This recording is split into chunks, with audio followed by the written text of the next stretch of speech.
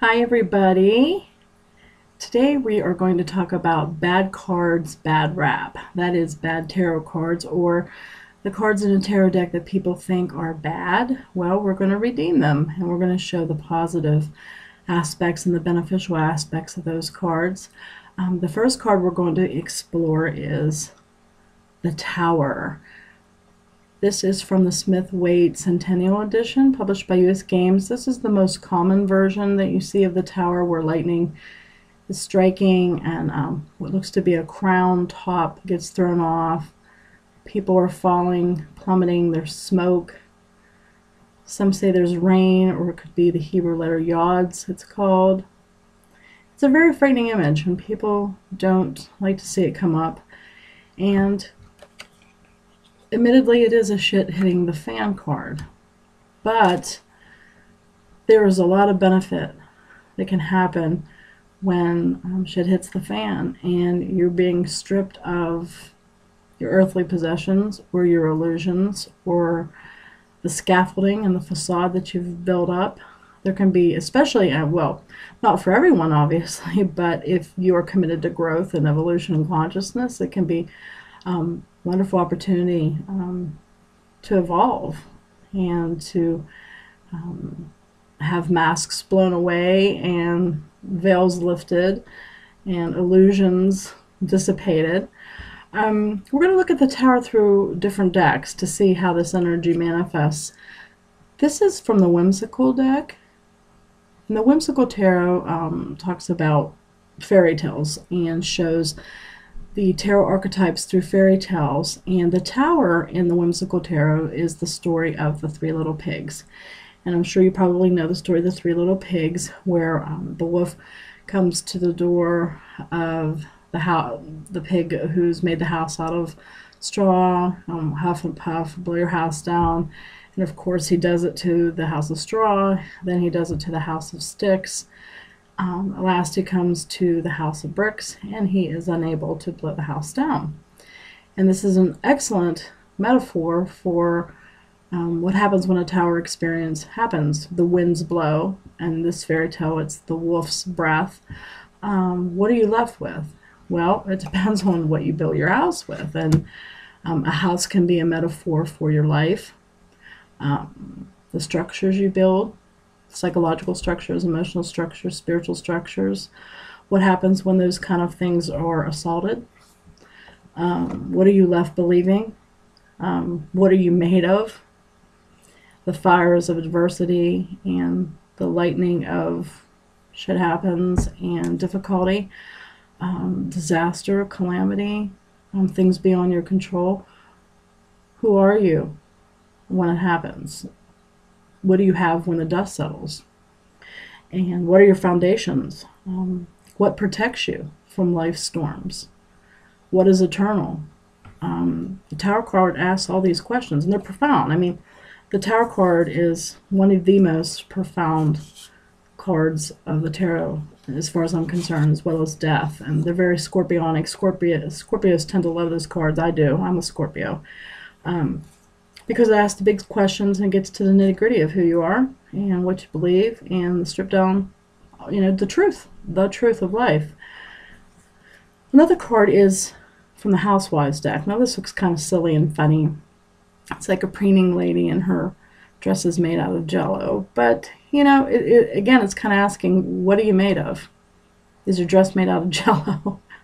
Or in Lady Gaga's terms, is it made out of raw meat or what have you? Again, another metaphor for what you surround yourself with, the ears you put on, the clothes you put on, so to speak, the masks you wear. There's a scripture in the Bible, and you don't have to be a Christian or Jewish to gain wisdom from the Bible. I know that how I see it. I majored in theology, and I used to be an ordained Pentecostal minister. How I see the Bible now is through a more mystical lens that, like fairy tales, can be applicable to life situations. So It doesn't have to be seen through the eyes of necessarily Jesus or Yahweh or Jehovah or what have you, but you can apply the mystical truths to your life and not have the belief behind it that perhaps dogma and traditional religion would present to you. But there's a scripture in, it's always been one of my favorites, in 1 Corinthians chapter 3. It says, "Now if anyone builds on this foundation with gold, silver, precious stones, wood, hay, straw, each one's work will become clear, for the day will declare it, because it will be revealed by fire, and the fire will test each one's work of what sort it is." And that in itself could be deconstructed into a pretty meaty sermon. But I always liked those verses in that it, asks of us, are our foundations made with gold, silver, precious stones, those things that are beautiful, enduring, truly precious, eternal, or do we build our foundations with, wood, hay, or straw? Or as the three little pigs, again, straw and wood. There's these universal archetypes there.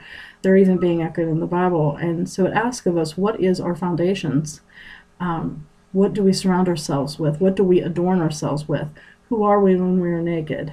You can only wear a mask and pretend for so long, but then when true adversity hits, it will test your mettle and show you for what you're worth. And when storms rage through your life, and you're left standing with nothing or very little or a lot less than what you had, what is left is your character, your strength, your work, the enduring work, whatever has been built on flimsy scaffolding and transient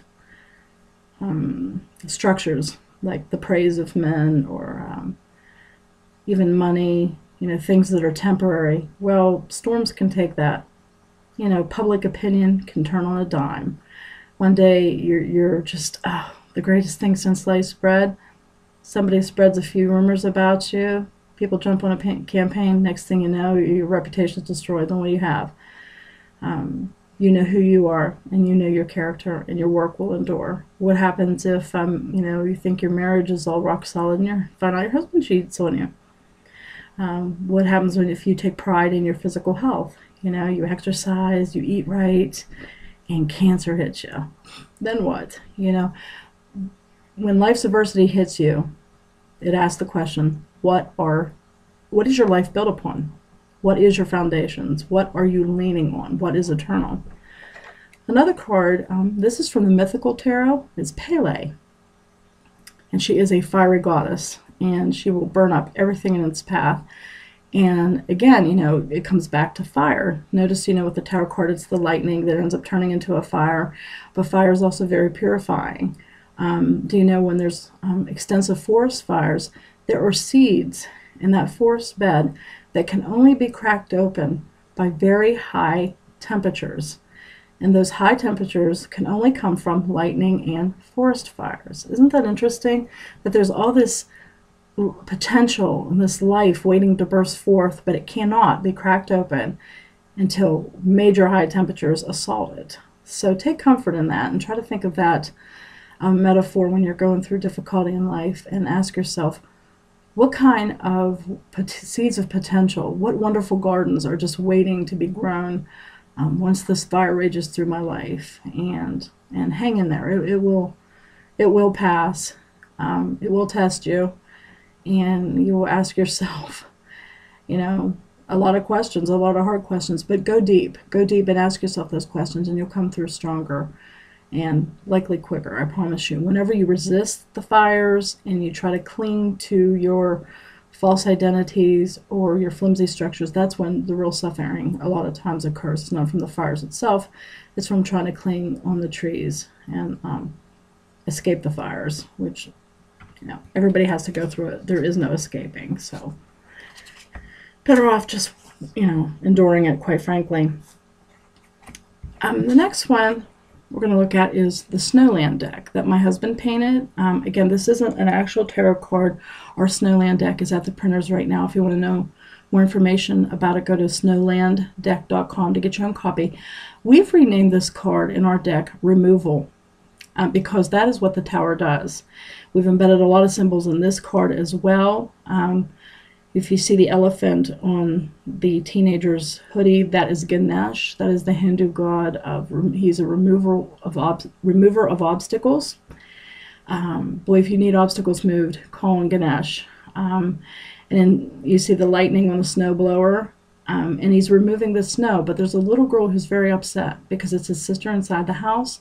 She built this beautiful snow tower with her Ken and Barbie and the army men, and he's blown it all away. Does he know what he's doing? Or is he just trying to remove the snow so people can walk safely on the sidewalk? We really don't know.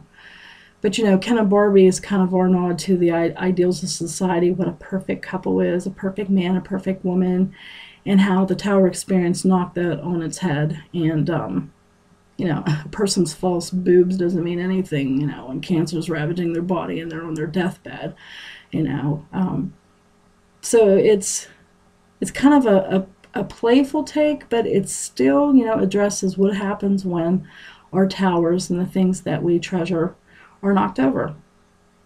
You know, what happens when the lightning hits, or in this case, the snowblower. And Ganesh is that that remover of obstacles. And sometimes the only way to remove obstacles is to plow through them.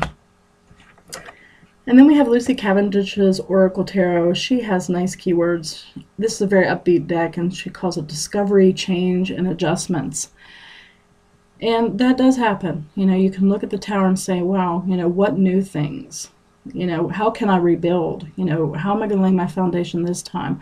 What really matters? What's eternal? You know, what adjustments do I need to make in my life? What is true? What is honest? What is just? What is beautiful?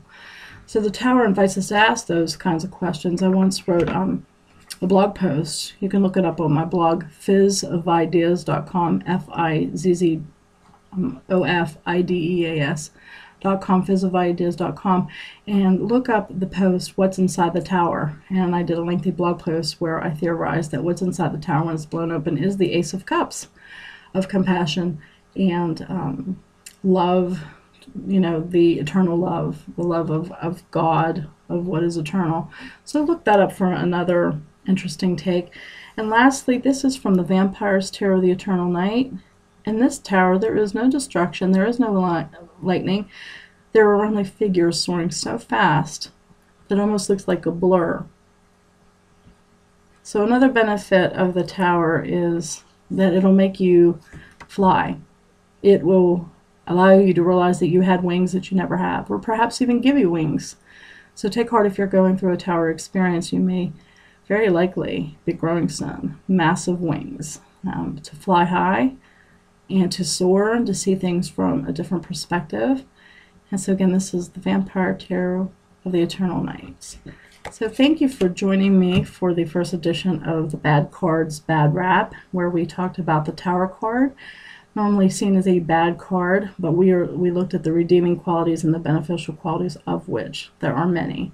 I'm Janet Boyer, by the way. If you want to visit me on the web, I'm at janetboyer.com. So thank you for joining me, and we'll see you next time for Bad Cards Bad Rap.